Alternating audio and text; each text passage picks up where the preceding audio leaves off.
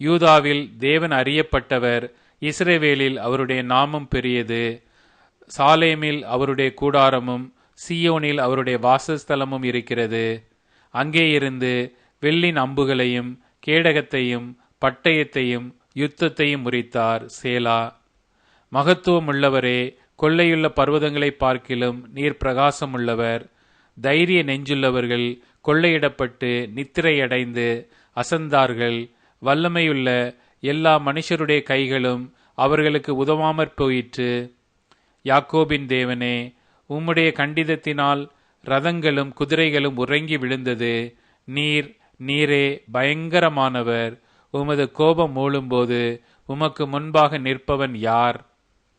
நியாயம் விசாரிக்கவும் பூமியில் சிறுமைப்பட்டவர்கள் யாவரையும் ரட்சிக்கவும் தேவரீர் எழுந்தருளின போது வானத்திலிருந்து நியாய தீர்ப்பு கேட்க பண்ணினீர். பூமி பயந்து அமர்ந்தது. சேலா. மனுஷனுடைய கோபம் உமது மகிமையை விளங்க பண்ணும். மிஞ்சும் கோபத்தை நீர் அடக்குவீர். பொருத்தனை பண்ணி அதை உங்கள் தேவனாகிய கர்த்தருக்கு நிறைவேற்றுங்கள். அவரை சூழ்ந்திருக்கிற அனைவரும் பயங்கரமானவருக்கு காணிக்கைகளை கொண்டு வர கடவர்கள். பிரபுக்களின் ஆவியை அடக்குவார். பூமியின் ராஜாக்களுக்கு அவர் பயங்கரமானவர்.